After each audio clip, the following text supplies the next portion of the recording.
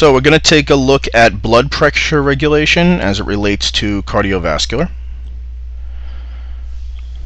Very similarly to how we've talked about in previous weeks, red blood cell production in the presence of hypoxemia and polycythemia, etc., etc. We're going to take a look, for example, at what happens in blood pressure regulation in normal circumstances. So for a stimulus of declining blood pressure, you'd see arterial blood pressure falls below normal range. Let's say that there's a GI bleed or there's trauma. So what's going to happen normally is we'll get impulses from baroreceptors that are found in the carotid sinus and in the aortic arch, and those are going to be inhibited. Those aren't going to be stretched as much as they would with normal blood pressure. If there's normal blood pressure going through the vessels, the aortic walls are sufficiently stretched. In declining blood pressure, as you can imagine, the blood vessels are going to be closer into contact because there's going to be less blood pumping through them. So they're going to be inhibited. What that's going to do is going to stimulate the vasomotor centers of the brain. That's going to stimulate a fight or flight reaction. So sympathetic efferent is going to have increased heart rate and increased heart force. That should hopefully increase cardiac output if you're increasing stroke volume and you're increasing heart rate. It's also going to stimulate vasoconstriction via the smooth muscle in our blood vessels. So that should increase your peripheral resistance. So if you have an increased cardiac output and increased peripheral resistance, that should bring your blood pressure back up to normal range. If there's rising blood pressure, well, we're going to go through basically the opposite steps. So the baroreceptors in the carotid sinuses and the aortic arch are going to be stimulated because the blood flow through here is going to be relatively high. The aortic walls and the arterial walls are going to be stretched apart a little bit more. That's going to inhibit the vasomotor center. That should stimulate the heart rate to decline. That should stimulate the blood vessels to relax a little bit and allow for vasodilation, which should increase blood vessel diameter. If you have the same amount of fluid going through pipes, which are now twice as large, that pressure should come down. So if you have decreased resistance, decreased cardiac output, that should return your blood pressure to normal homeostatic range. So that's normal physiology. By definition, blood pressure is the force per unit area exerted on the wall of a blood vessel by its contained blood. This is expressed usually in millimeters of mercury, mmHg, and it's measured in reference to systemic arterial blood pressure in large arteries near the heart. What we typically use is the sphygmomanometer, which basically gives us a good non-invasive guess about what the actual blood pressure is, unless you're going to throw in an A-line or you're going to do some invasive techniques to go directly into the heart and measure what's actually going on. The typical blood pressure cuff blood pressure measurements that we use are basically a guess, a reference, using the brachial artery as a reference point. So the differences in blood pressure within the vascular system provide that driving force that keeps blood moving from higher to lower pressure. You're going to have higher pressures around the large vessels around the heart. So you're going to start with blood coming out of the left ventricle going into the aorta. The left ventricle is going to be that main pump, so it's pumping at large amounts of pressure. And then that pressure is going to be lower down in the legs, down in the smaller arteries of the arms, etc. So blood's going to go from an area of larger force to an area of larger pressure to lower pressure. And that's going to result in perfusion. Okay, and perfusion is going to be bringing oxygenated blood to the tissues. So we look at a couple of equations. Blood pressure is going to be cardiac output times the total peripheral resistance. And we know cardiac output is heart rate times stroke volume. And the stroke volume is the amount of blood ejected from the left ventricle during each contraction. So those are some definitions, and we're going to take a look at how those can be manipulated and how those play a role. Blood flow is controlled by changing the diameter of the vessels. All right, and resistance to flow arises chiefly from three different areas. There's blood viscosity, which is essentially constant. You typically don't get a rapid change in blood viscosity. There's total blood vessel length, which is considered a constant as well. But the big one to look at is blood vessel diameter. And we manipulate blood vessel diameter all the time with things like nitroglycerin, sympathetic and parasympathetic reactions. So fight or flight's going to specifically vasoconstrict and specifically vasodilate other areas, but this is the one that we chiefly manipulate, is blood vessel diameter.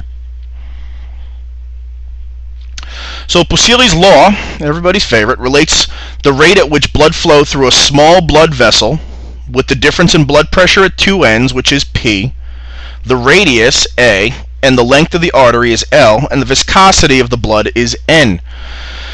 Looks complicated. It's really not that much of a big deal because most of these are constants.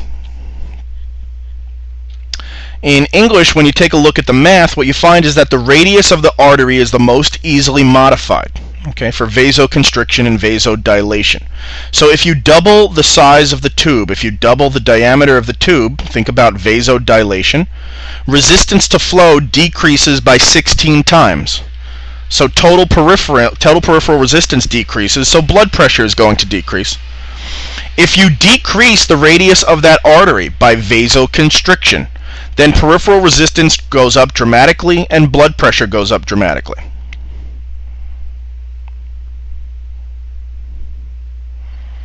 So then you might have heard, or you might remember from the Frank-Starling law, which states that increased venous return increases the ventricular filling and stretches the cardiac muscle prior to contraction. Right? So this is why if a person faints, you elevate their legs. It increases venous return to the heart and increases their blood pressure, theoretically. One thing you do need to understand is that the Frank-Starling law only is effective and only is a law in healthy hearts. As hearts become damaged, myocardial cells don't function properly, they stop paying attention to the law. As they start getting stretched out, things like congestive heart failure and cardiac hypertrophy, they stop really paying attention to the Frank-Starling law. So going back to anatomy a little bit, let's remember the three layers or the three tunics of blood vessels. I'll go down to the bottom and look at tunica externa, also known as tunica adventitia. So you might have learned these as sort of AMI, like a heart attack. So tunica externa is the most external part of a blood vessel. In the middle is the tunica media, sometimes this is called muscularis, and that has smooth muscle that's regulated and innervated by the sympathetic nervous system, so fight or flight, and it's important in controlling vasoconstriction and vasodilation of blood vessels. And then the inner layer, the tunica interna or the tunica intima, like intimate, is the endothelial layer that lines the lumen, lines the opening of all blood vessels. So here we see here the adventitia with some fibroblasts on the outside.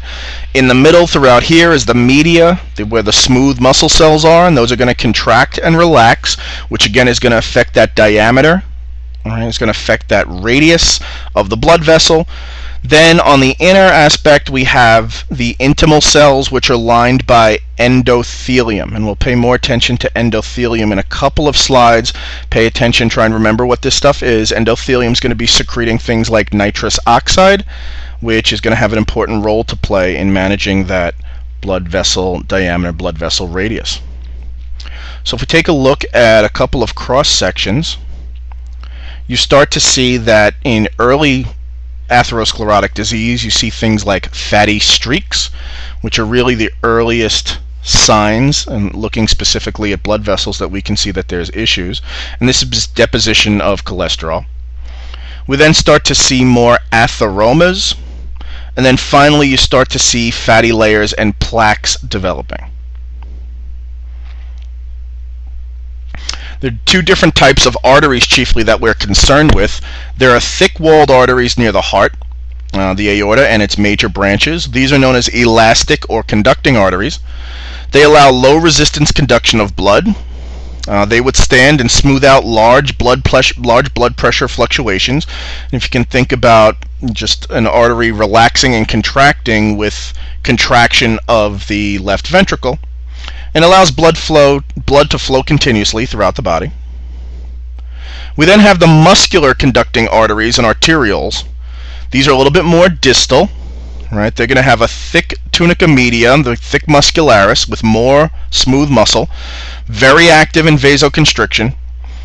The arterioles are the smallest arteries. They're going to lead on to the capillary beds.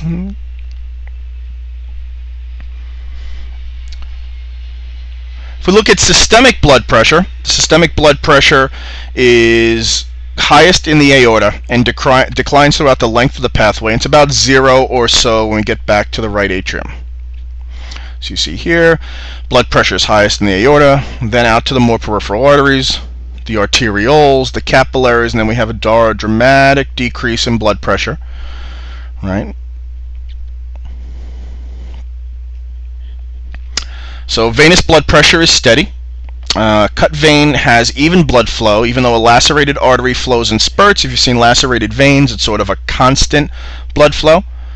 And then we have low capillary pressure, because capillaries are one-celled blood vessels, so you don't need that much pressure.